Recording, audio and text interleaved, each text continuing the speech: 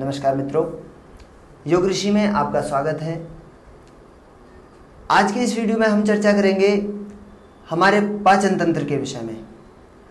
पाचन तंत्र वर्तमान समय में समाज की परिस्थितियां, समाज की जो रोग से लड़ने की जो समस्याएं चल रही हैं, इन सब को देखते हुए पाचन तंत्र की जो समस्या है वो उभर करके सबसे बड़ी समस्या के रूप में सामने आई है। वैसे तो इस दौरान आपको बहुत ज़्यादा घरों में रहना पड़ा है या बिना काम किए रहना पड़ा है, तो शारीरिक रूप से आपको बहुत सारी समस्याएं आई होंगी। लेकिन यदि आप भोजन कर रहे हैं और आप अपने शरीर से काम नहीं ले रहे हैं तो पाचन तंत्र एक मुख्य समस्या बन जाती है। क्योंकि यदि आप भोजन प्रॉपर कर रहे हैं और आप अपने शरीर को यूज नहीं कर रहे हैं तो फिर पाचन तंत्र का ठीक रहना असंभव जैसा हो जाता है। शरीर जितना चलेगा, जितना उसका मूवमेंट होगा, जितनी उससे काम लिया जाएगा, उतना ही हमारा पाचन तंत्र, हमारा भोजन जल्दी पचेगा, हमारे शरीर में जो पेट में जो समस्याएं हैं, गैस इत्यादि बनने की, वो कम से कम होंगी। और जब आप दिन भर बैठे हैं या दिन भर कोई विशेष शारीरिक कार्य नहीं कर रहे हैं, ना आप पार्क जा सकते हैं या किसी विशेष टाइम में ही पार्क जा सकते हैं, ना आप सड़कों पे ज़्यादा निकल करके घूम सकते हैं, ऐसी परिस्थितियों में जब शरीर का संचालन ही नहीं हो रहा है तो आपके खाने का जो आपने भोजन किया है उसका पाचन, आपके भोजन का पाचन भी ठीक प्रकार से नहीं हो पाता। और जैसे ही पाचन ठीक से नहीं होता है, पहले तो इसका मुख्य कारण ही होता है कि पाचन तंत्र वीक है, इसीलिए पाचन ठीक से नहीं हुआ है। और जब पाचन ठीक से नहीं होता तब बहुत सारी समस्याएं हमारे शरीर में आने लगती हैं।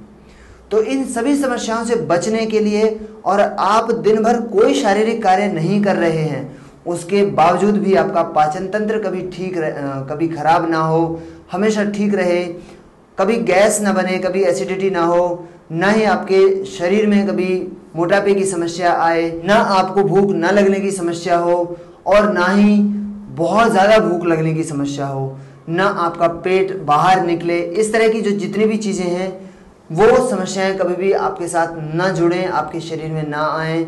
ऐसा योग में हम क्या क्या कर सकते हैं, आज उसी के बारे में चर्चा करेंगे।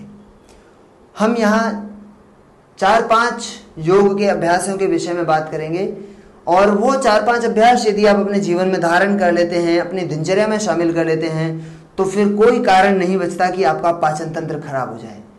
और यदि पहले से वो खराब हो चुका है तो वो भी ठीक हो जाएगा, ये पक्का है। लेकिन यदि ये अभ्यास आपने शामिल कर लिए हैं तो रोग दूर होगा, ये तो पक्का है, लेकिन नया कोई रोग आपके शरीर में उससे संबंधित नहीं आएगा।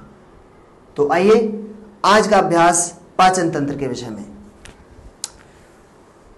सबसे पहला अभ्यास है कपालभाति। आप जानते हैं, ज्यादातर लोग इसके विषय में जानते हैं कपालभाति कैसे करना है, लेकिन मैं देखता हूं अधिकांश लोग उसको कहीं ना कहीं कुछ छोटी छोटी गलतियों के साथ कर रहे होते हैं। कपालभाति करते समय कोई ना कोई गलती उनसे हो ही जाती है, और वो गलती ऐसी होती है कि या तो वो आपको कपालभाति के पूरे बेनिफिट नहीं मिलने देगी, और या फिर बेनिफिट बाद में मिलेंगे, आपको कपालभाति की हानियां पहले मिलने लग जाएंगी।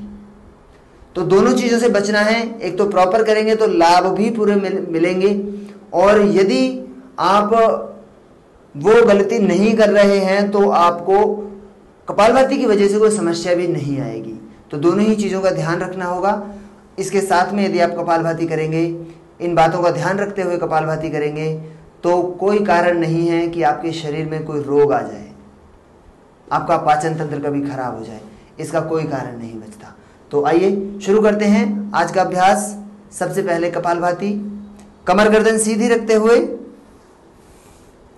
कपालभाति के लिए बैठने की क्या अवस्था होगी, पहले हम उसकी चर्चा करते हैं। आपने दोनों पैरों को इस तरह से खोला, एक पैर को मोड़ करके अब इस तरह से एड़ी को अपने बॉडी के साथ में टच कर लीजिए कि एड़ी आपके साथ में टच रहे, आपके अश्विनी नाड़ी जिसको हम बोलते हैं वहां पे टच रहे, और दूसरा पैर आपको उठा के ऊपर रख लेना है।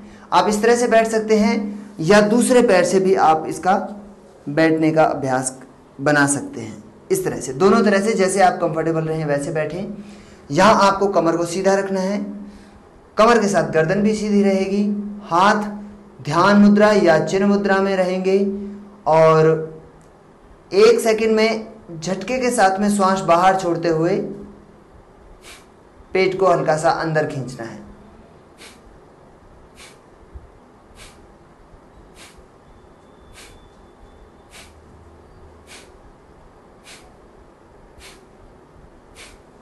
इस तरह से आप कपालभाति का अभ्यास कर सकते हैं।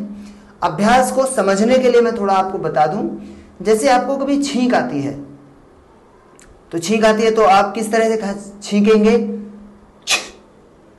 इसमें क्या कर रहे हैं आप? झटके के साथ श्वास को बाहर फेंक रहे हैं। जैसे ही आप झटके से श्वास को बाहर फेंकेंगे, पेट अपने आप अंदर जाएगा। या दूसरे तरीके से आप समझें, आपको खांसी आती है, आप अलग से पेट को अंदर खींचने की कोशिश नहीं कर रहे हैं, लेकिन झटके से श्वास को बाहर छोड़ रहे हैं, तो कपालभाति अपने आप हो रहा है, पेट अपने आप अंदर जा रहा है। तो इसी तरह से आपको यह करना है कि झटके से श्वास को बाहर फेंकना है, गले या नासिका की सहायता के बिना।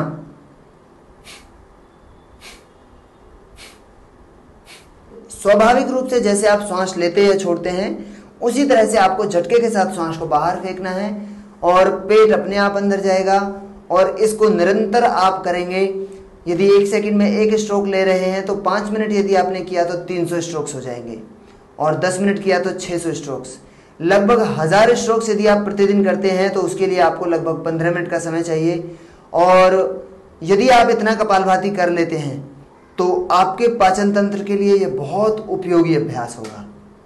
बहुत कॉम्प्लिकेटेड भी नहीं है, बहुत किसी एक्सपर्ट की भी जरूरत नहीं है। जिन बातों का हमने यहाँ पे विवरण दिया है आपको, जिनकी चर्चा हमने की है, उनका पालन करते हुए आप कपालभाति कीजिए। आपको एक तो बातों का ध्यान भी रखना है।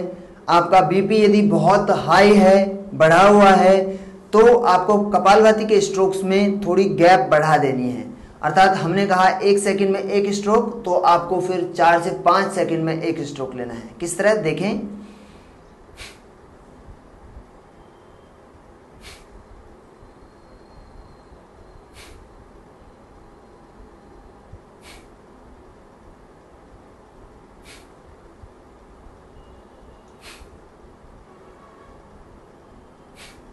इस तरह से आपको ज़्यादा गैप के साथ में कपालभाति करना है। यदि आप जल्दी जल्दी स्ट्रोक्स लेंगे तो आपका बीपी थोड़ा और बढ़ सकता है, जो थोड़ा बहुत हानिकारक आपके लिए रहेगा। तो आपने फिर थोड़ा सा चेंज उसमें करना है। यदि आपके पेट से संबंधित कोई ऑपरेशन हुआ है, किसी तरह की सर्जरी हुई है, तो उस दौरान भी छोटे सर्जरी के केस में आपको कम से कम 6 महीने का गैप देना है, अर्थात 6 महीने तक कपालभाति नहीं करना। और बड़ी सर्जरी जैसे डिलीवरी सर्जरी से होती है, नॉर्मल डिलीवरी नहीं होती महिलाओं की, तो उस बड़े ऑपरेशन के केस में आपको फिर कम से कम 1.5 से 2 वर्षों तक का गैप लेना चाहिए। उस दौरान आपको कपालभाति नहीं करना चाहिए। तो ये थोड़ी सी सावधानी आपको रखनी है बीपी हाई होने की और सर्जरी इत्यादि की। बाकी सभी लोग कपालभाति कर सकते हैं।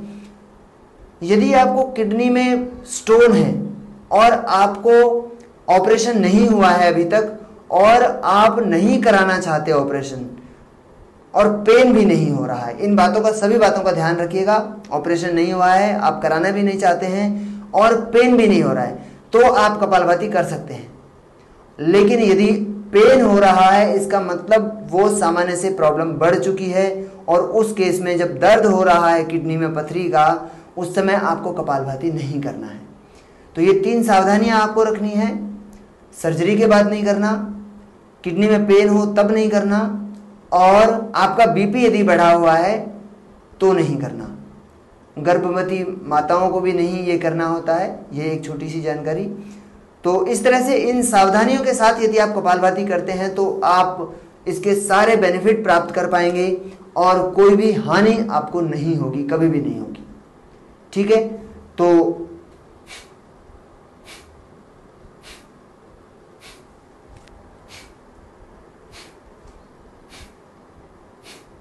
सामान्य सा लगने वाला ये अभ्यास बहुत उपयोगी है। आपके पाचन तंत्र के साथ साथ आपके इम्यून सिस्टम के लिए भी, आपके हृदय के ब्लॉकेज के लिए भी, आपके पूरे शरीर में जो रक्त का परिसंचरण हो रहा है उसके लिए भी, शरीर में कहीं कोई गांठें हैं उसके लिए भी। लेकिन अभी हम यहाँ पे केवल पाचन तंत्र की चर्चा कर रहे हैं, तो अभी हम अपना ध्यान उसी पे केंद्रित रखेंगे। तो इस तरह से कपालभाति ये प्रथम अभ्यास था हमारे आज के पाचन तंत्र से संबंधित सीरीज का। दूसरा अभ्यास हम करेंगे और दूसरा अभ्यास है त्रिबंध प्राणायाम। गहरा सांस लेंगे, पूरा सांस बाहर, थोड़ी कंठ से, पेट को अंदर खींचें और नीचे से मलमूत्र द्वार को ऊपर की ओर खींच करके होल्ड करेंगे।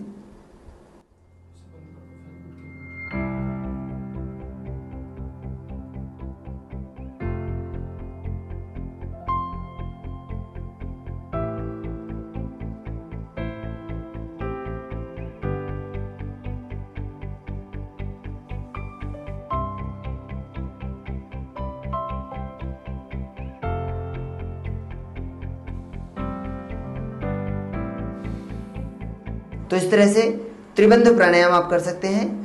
प्रक्रिया को आपको ध्यान से समझना है। सबसे पहले श्वास पूरा लेकर के पूरा बाहर छोड़ देंगे और ब्लॉक कर देंगे, मतलब और श्वास अब नहीं लेना है। दूसरी बात, तीनों बंध, जालंधर बंध, पेट को अंदर करना, उड्डयन बंध और नीचे से मलमूत्र द्वार को ऊपर की ओर खींच के रखना, ये मूल बंध, तीनों बंधों को लगा लेंगे।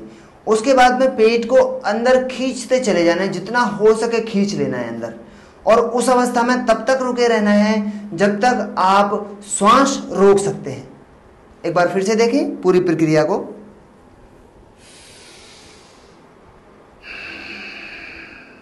जालंधर बंध, उड्डयन और मूल बंध।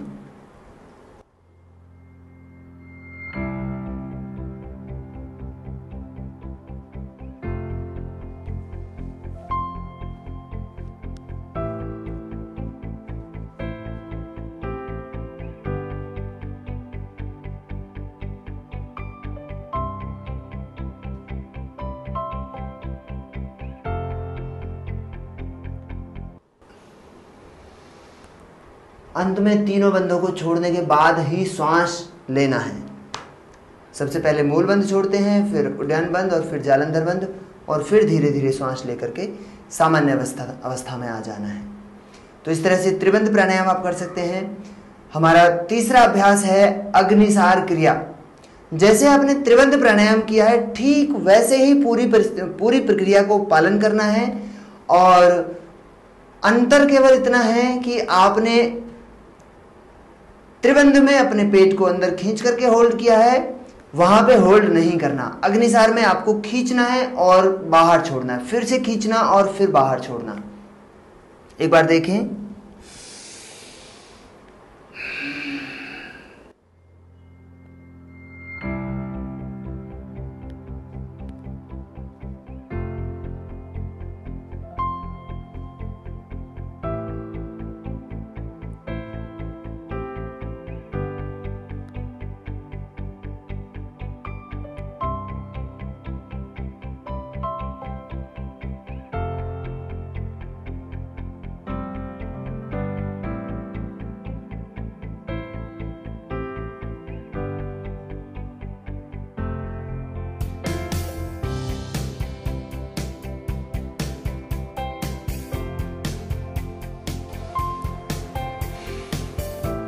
यहाँ भी आपको ध्यान रखना है, श्वास आपने बाहर छोड़ा हुआ है और ब्लॉक किया हुआ है, और जब आप प्रक्रिया को बंद कर रहे हैं, अग्निसार करना बंद कर रहे हैं, तब श्वास आपको लेकर के सामान्य अवस्था में आना है। तो इस तरह से आपका ये प्रथम अभ्यास था अग्निसार का। इसमें आपको धीरे धीरे करना है, और अब हम इसको थोड़ा सा गतिमान तरीके से करेंगे, थोड़ा तेज गति से करेंगे। देखें।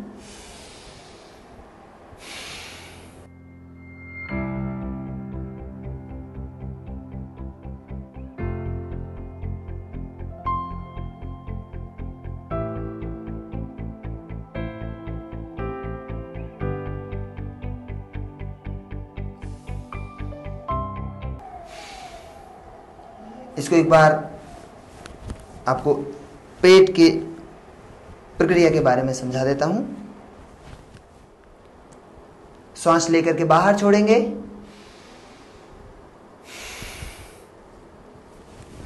पेट को अंदर खींचा, बाहर छोड़ा।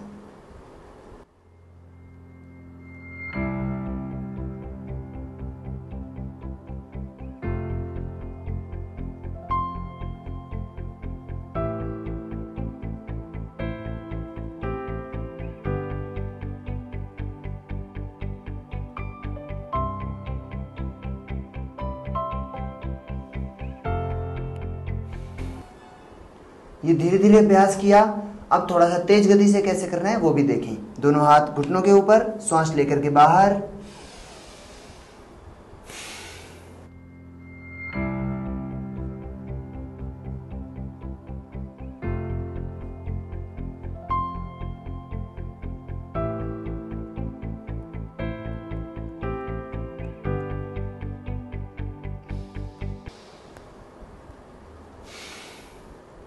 इस तरह से आपको खींचना छोड़ना, खींचना छोड़ना, एक लहर सी बन जाती है। उस तरीके से आपको पेट को फ्लेक्सिबल बना लेना है और पेट के समस्त अंदरूनी भागों का संचालन कर लेना है।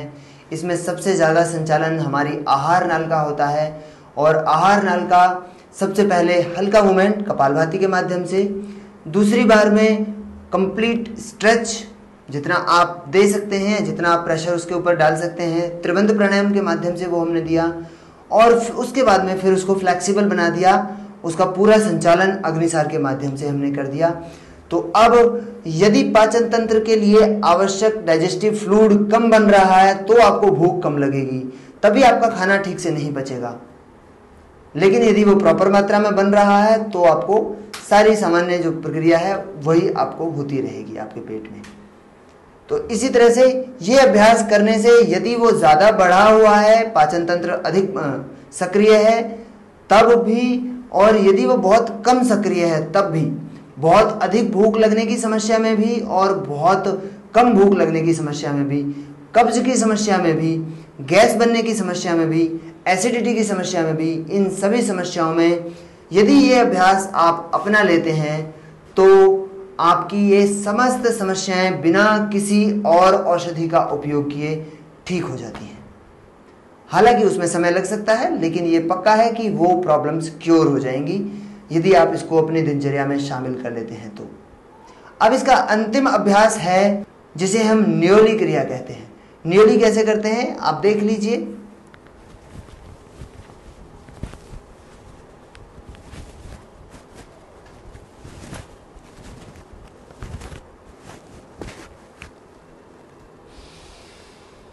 श्वास लेके बाहर छोड़ना, पेट को अंदर खींच के थोड़ा इकट्ठा करना और गोल घुमाना।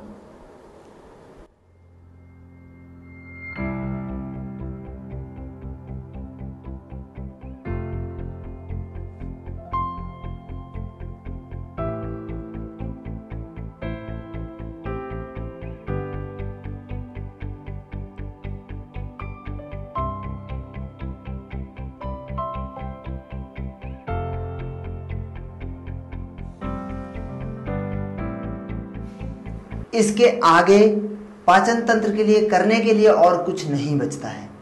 अब ये यदि आप अभ्यास कर पा रहे हैं तो इसका तात्पर्य है कि ना आपका पेट कभी निकल सकता है, ना आपके पाचन तंत्र से संबंधित कभी समस्या हो सकती है, और साथ ही साथ जब पाचन तंत्र हमारा ठीक है तो हमारा पूरा शरीर ठीक होगा, क्योंकि जो भोजन हम कर रहे हैं वो ठीक से पचेगा और पूरे शरीर में ऊर्जा प्रॉपर मात्रा में जाएगी, तो हमारा इम्यून सिस्टम भी ठीक होगा, और इम्यून सिस्टम ठीक है तो कोई बीमारी हमारे पास आ ही नहीं सकती। तो इस तरह से पाचन तंत्र के लिए ये अभ्यास पर्याप्त हैं। यदि आप किसी भी समस्या से ग्रस्त हैं पाचन तंत्र संबंधी तो वो पूरी तरह से ठीक हो सकती है, और यदि आप नियमित रूप से इसको शामिल कर लेते हैं तो कभी कोई समस्या पाचन तंत्र से संबंधित या अन्य जो समस्याएं हैं छोटी छोटी वो आपके शरीर में कभी भी नहीं आएंगी। तो आशा है आप इन सभी अभ्यासों का पालन करेंगे और इनका लाभ उठाएंगे और हमेशा आपके पाचन तंत्र को ठीक रखेंगे, हमेशा स्वस्थ रहेंगे। इसी आशा के साथ में आज के लिए इतना ही। नमस्ते। ओम।